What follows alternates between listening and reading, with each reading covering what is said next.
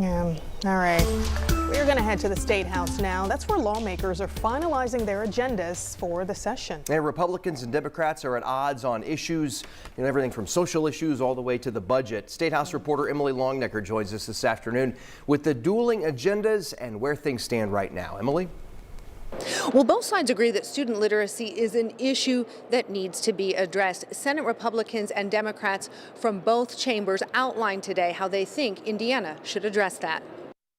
Senate Bill 1 would require schools to check reading proficiency as early as kindergarten to make sure students are on track to pass the iRead test at the end of 3rd grade.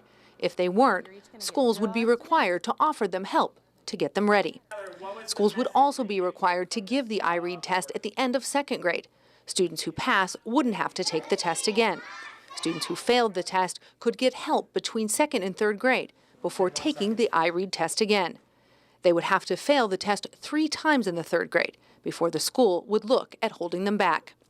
If students could pass the state's math test but not reading test, they would be passed on to the 4th grade with reading support.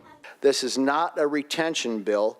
Retention is at the absolute last resort after we've exhausted all other methods to help struggling readers. And with that said, we believe retention is the necessary policy for students who can't read by the end of 3rd grade if they don't qualify for an exemption. Democratic lawmakers from both the House and Senate believe student literacy rates are in crisis too, but say major changes to policies surrounding literacy shouldn't happen before the results can be looked at.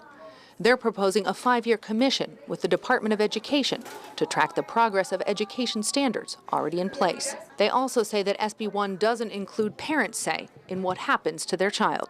Last session, we talked a lot about parent rights, especially when it comes to their voices in our education settings, and that is not emphasized in this piece of legislation. Where is the parent voice in what happens with their child's educational journey? So child literacy, the big issue emerging in this first week of the legislative session. Coming up tonight at 5:30, I'll talk about some other issues that both sides say they'd like to address this year. At the Indiana State House, Emily Longnecker, 13 News.